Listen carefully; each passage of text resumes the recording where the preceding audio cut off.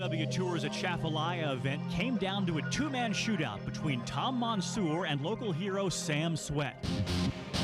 By mere ounces, Sam was the man. Larry Nixon finds out how he did it. And you see the winning catch. Straight ahead on FLW Outdoors. Yes, sir, that's what we're looking for, my friend. Ball game, baby. Yeah. He could have one more, and he does. We have a champion. Yeah. Who's your daddy? Who's your daddy? Hallelujah!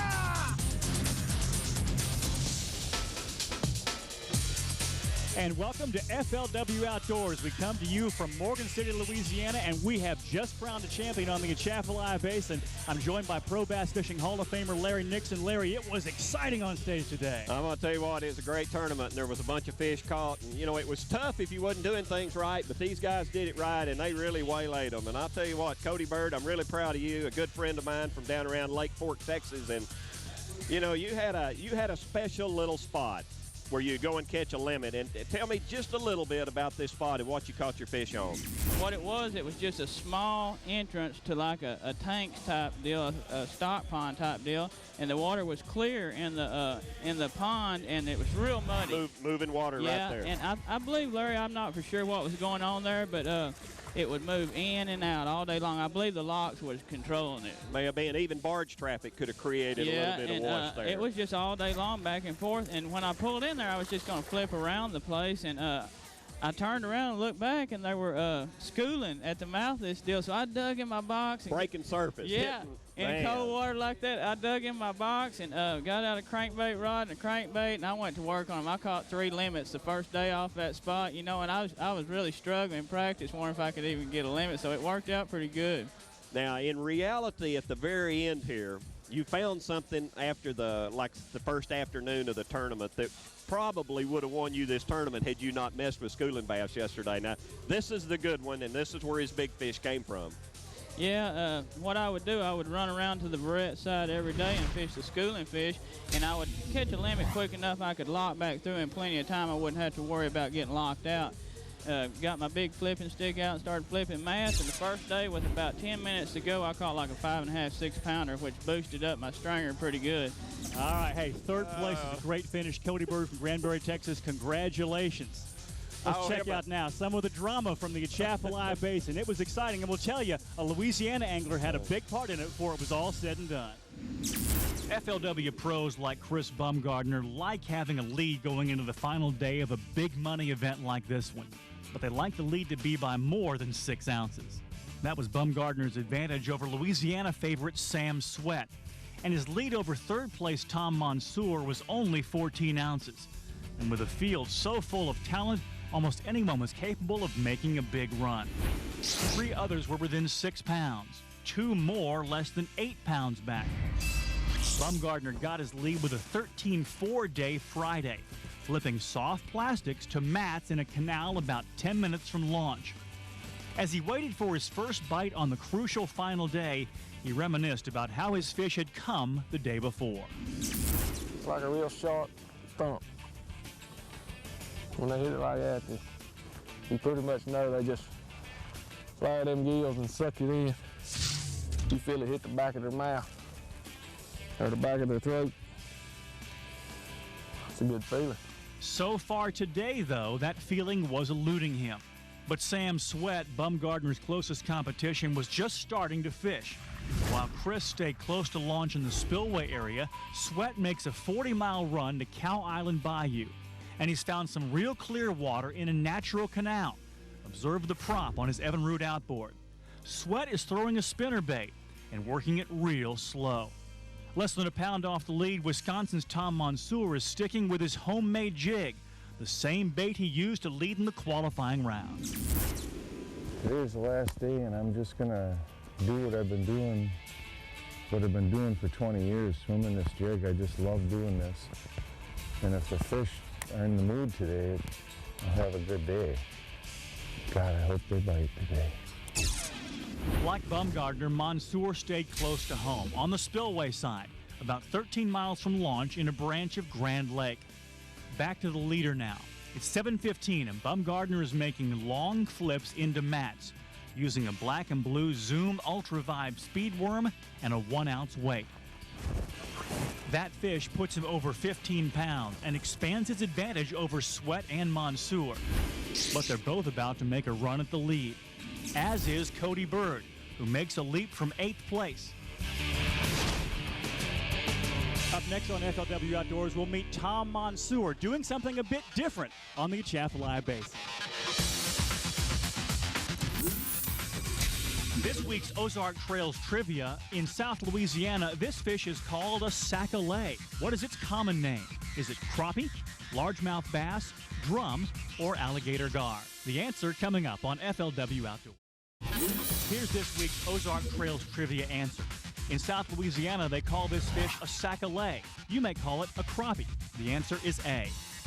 And we're back in Morgan City, Louisiana. We have just crowned a winner on stage. And Larry Nixon, we often say these events come down to ounces. This one decided by 9 ounces. And the man to your right from Wisconsin, Tom MONSOOR, second place by 9 ounces, Tom, but still second is great. Fantastic, fantastic. I couldn't be happier. I know you are extremely disappointed, but you got to be happy with second place. But Gotta be. you was fishing a very unique pattern that I'm not very familiar with. You know, I've swam a jig a lot in my life, but when I swim a jig, I'm bad to swim it and pop it and swim it around cover. You was actually using a different technique, and where you just had a grub on your jig, and it was more of a steady swim. Is this something that you've experienced before? I've done this for 20 years now. Now, he caught a bunch of fish, and I'm going to tell you a little something here. I've been in that canal twice. I never got a dadgum bite in that canal, and it aggravates me that you went in there and almost won this thing in a place I practiced 2 times. Not once, but twice. I think it was because I went in later in the day and people had been harassing them, or... No, that's not it. What is it? Just me being stupid, I guess, wasn't No, it? it's just that jig. I went in there and practiced, caught a dozen, couple big ones finally, and left.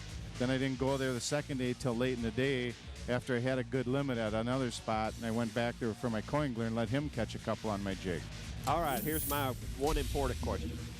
I know the jig you was using, the homemade one, yours. Now, when you threaded that grub on there, did you thread it with the tail up or the tail down? Tail down. Tail down. Yeah. See, there's always been an argument among pro fishermen of which way that tail goes, and I still believe it goes up, but there's times that it makes a difference. Yeah, you know, on the swimming jig, down works the best. On a spinnerbait or something else, maybe it works up better. Man, I'm telling you what, you really did a great job. Oh, thank you. And I'm so proud of you. I don't know what to do. I may have learned something today, Taylor. I think you have some more questions for Tom. Tom MONSOOR. Just wait over there, and I'll get with you after a while. He's our second place finisher. $37,000. We'll tell you, it came down to 9 ounces in this event. Back to more of the drama now on the Atchafalaya Basin. It's still early on the final day at the Atchafalaya Basin. Chris Baumgardner has expanded his lead over Sam SWETT to 2 pounds, and Tom MONSOOR is another half-pound back. The pro from Wisconsin is looking for his first win on the FLW Tour. He's targeting pre-spawn bass in a clear water lake, and he's swimming a 1/4 ounce homemade jig. What makes the MONSOOR's own jig special? Well, no doubt the unique Mardi Gras colors and Tom's personal touch. He actually glues his Konami grub to the jig to make sure it swims just right.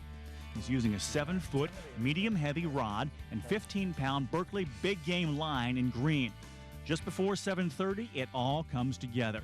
His first keeper goes about 2 pounds and pulls him to within 8 ounces of first place. First, I'm targeting the inside of the wood to try and draw them out, and then there's little patches of grass out here, the dark spots we see. And some are relating to the wood, and some are relating to the little patches of grass. But they're starting to bite today. That's what I need. The leaderboard still has Baumgardner on top, barely, followed by MONSOOR, SWETT, and Steve Tosh. SWETT is still sticking with his spinnerbait, slow rolling it and figuring the bass are keying on shad much more than crawfish. And that's why he chose this location, very near the tidal influence of the Gulf of Mexico. Fewer crawfish, more shad. It's 7:40 a.m. now, and Sam's throwing his spinnerbait into about 8 feet of water and working it down vertical walls of high driller. That 2-pounder gives SWETT 15 pounds for 2 days and puts him in a virtual tie with Baumgardner. The Fujifilm pro from Covington, Louisiana saw that it didn't stay tied long. We got number 2. Whew. They just need to start growing up a little bit, but right now until I get a limit, I am happy. The new leader is SWETT, but only by 2 pounds. And that's not much considering how productive the basin can be. Cody Bird is counting on that, and he's taken a big gamble to make it happen, completely abandoning his day 3 water for the spillway area. Bird's flipping to mats in a canal, and he's letting his 1.5 ounce tungsten weight pull a Lake Fork craw tube through the thick vegetation. In 8th place and about 12 pounds off the lead, Bird needs a big bite to get back in the game. That's just what he gets. Oh, come out there, baby. Come out. Come on, baby. Come here. Come here, baby. Please. Come. Open your mouth. Open it. Thank you, Lord. That's why I decided to fish the mat today, right there. 4.5 pounds on one bite puts Cody Bird in the race. Never kissed one, I'd almost kiss her. I don't know. My wife's a lot better looking. Still, that's one beautiful fish, and it propels Bird all the way from 8th to 4th place. His change of plans and hard work are paying off. See how tough it is to get them out of there? That's what I'm talking about. You know, you had to have some luck in this kind of fishing, or a good strong heart, one or the other. The competition's heating up. SWETT still leads with 2 keepers and a final round total of 17 pounds, soon to be 19 pounds. And again, his spinnerbait gets the job done. Hold on. Good fish, too. Oh, yeah. He wanted to perform for the camera. Yes! Woohoo! And the rest of the field is still trying to get bit. Still 0 for day 4, Randy BLAUKAT, Steve Tosh, Bill McDonald, Mike Sermon, Mark Rose, and Dean Rojas. It's just been, odd just because the water's gotten colder and the weather's deteriorated and just made it really difficult. And I've just been trying to do anything I can to try and get a bite. I had one bite on a crankbait and I lost it. It was a good keeper right alongside a seawall. And that was the only bite I've had all day. Coming up next on FLW Outdoors from Morgan City, Louisiana, on the water with SNICKERS pro Chris BAUMGARDNER. FLW Outdoors is brought to you by Walmart, always low prices, always. By Ozark Trail. By Castrol GTX, maximum protection against viscosity and thermal breakdown. And by Fujifilm. Get the picture.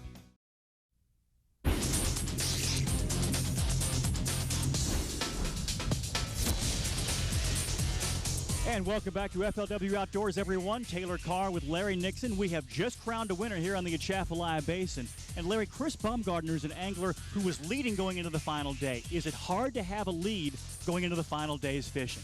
Yeah, in a way it is. But everybody likes to be ahead because that means they got to catch a certain amount of ounces to catch up.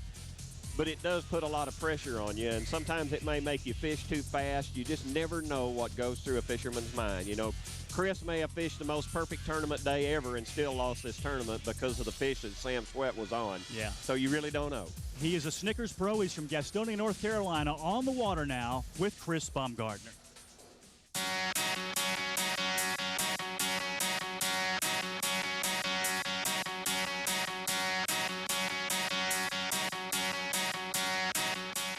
How much fun would winning this thing be? It'd be a lot of fun. FLW Tours Atchafalaya event came down to a 2-man shootout between Tom MONSOOR and local hero Sam SWETT. By mere ounces, Sam was the man. Larry Nixon finds out how he did it. And you see the winning catch. Straight ahead on FLW Outdoors. Yes, sir. That's what we're looking for, my friend. Ball game, baby. Yeah. He could have one more, and he does. We have a champion. Yeah. Who's your daddy? Who's your daddy? Hallelujah!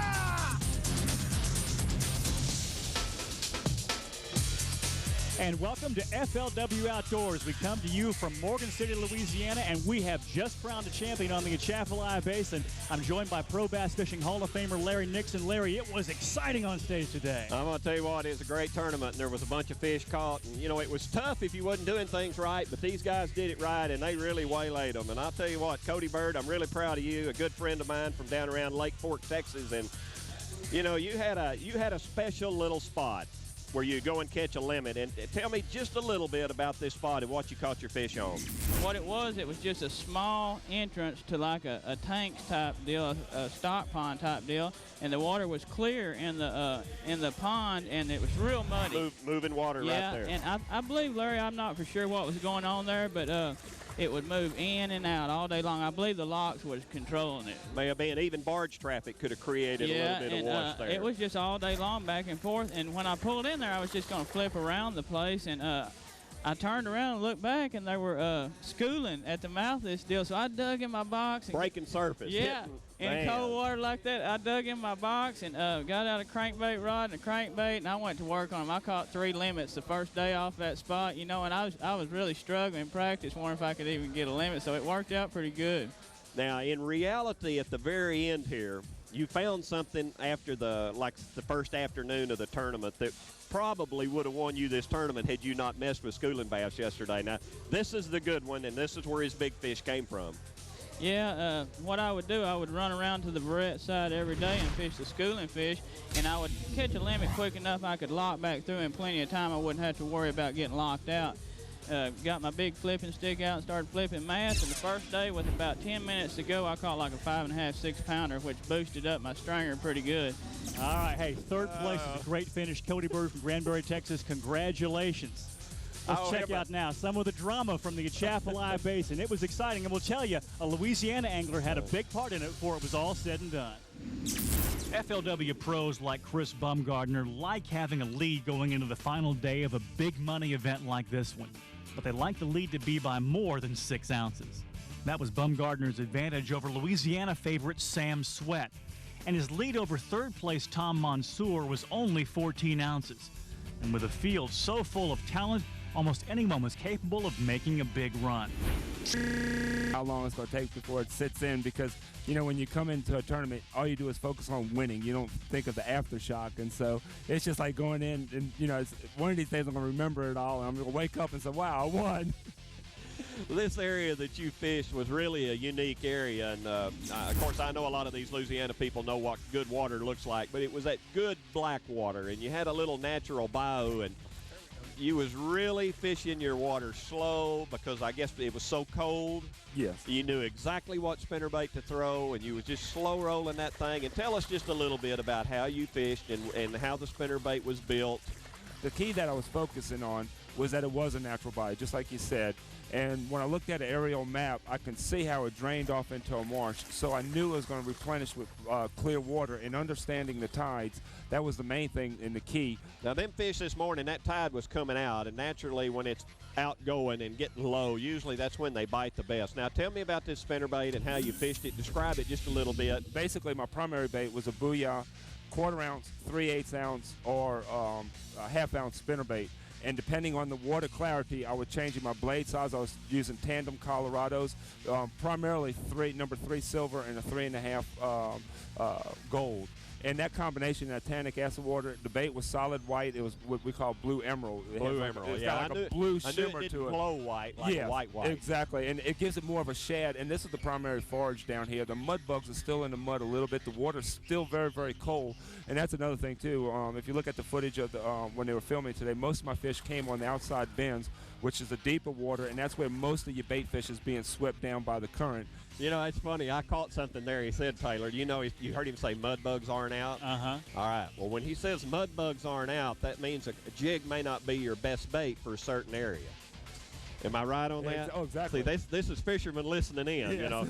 I knew what a mud bug was because I fished with them for years, and I also eat a bunch of them while I was here, but you just taught me a little something. I didn't realize that in 46 or 7 degree water, spinnerbait could be a lot better than a jig. Exactly, especially in moving water, because a lot of times, you know, the crawfish, they bury up, and what happens, so they can survive. I was wearing those solar bats, and it really gave me the opportunity to see the regular features in the grass and make long casts and keying that on a few laydowns and stuff like that. So it was giving the current break, and that was an ambush spot.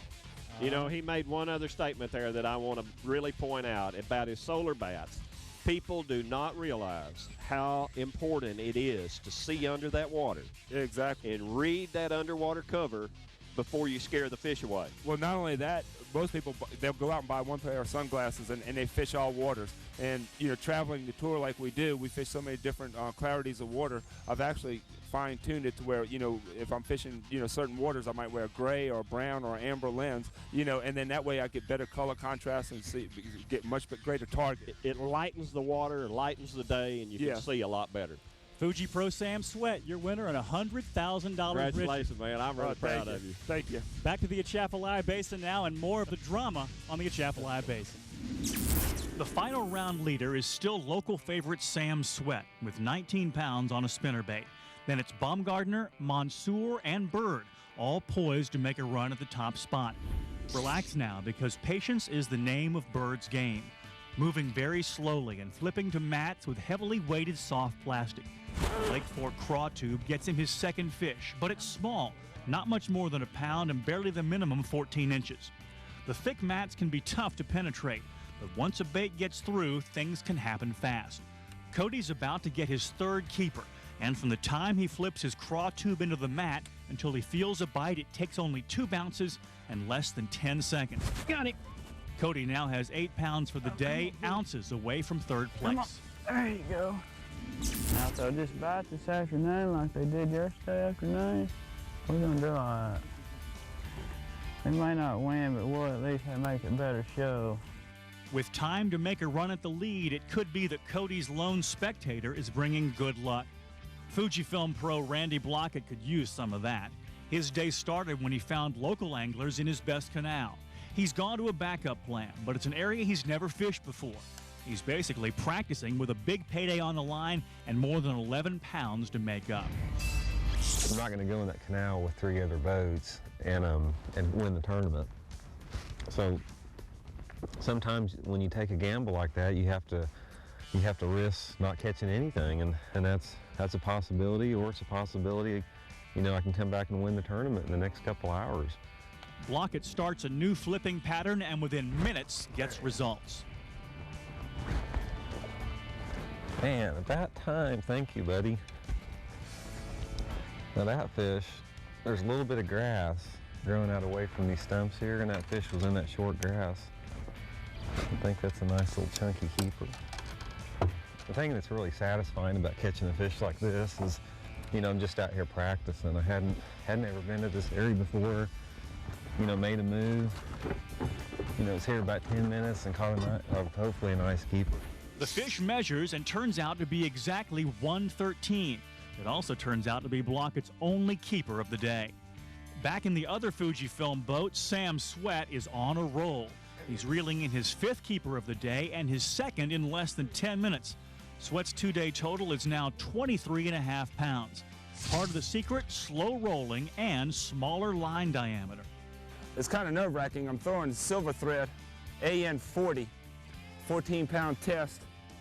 It's a monofilament line, but it's a thinner diameter.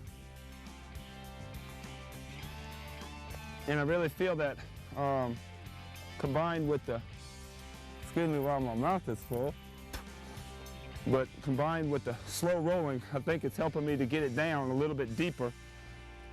Not that I'm not worried about them seeing it, I just need a little bit extra depth.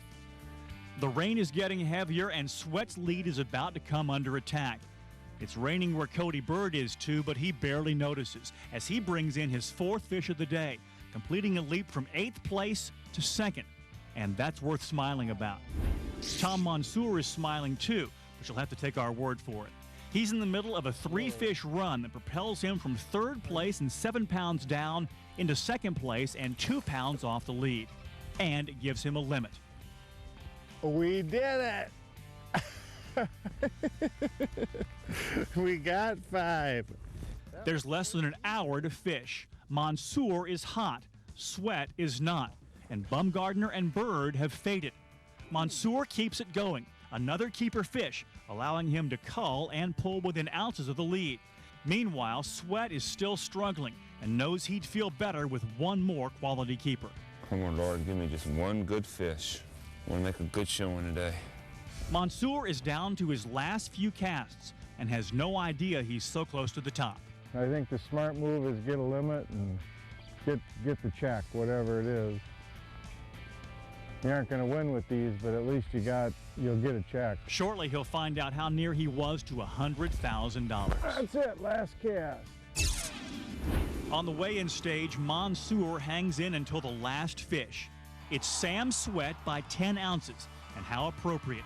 In his 4th year on tour, the Louisiana native wins for his home crown. As they say on the bayou, laissez le bon temps rouler. Let's hear it for your champion, Sam Sweat, Louisiana's own. Your winner, Fuji Pro Sam Sweat. When we come back, a Minn Kota Minute with Jeremiah Kendi.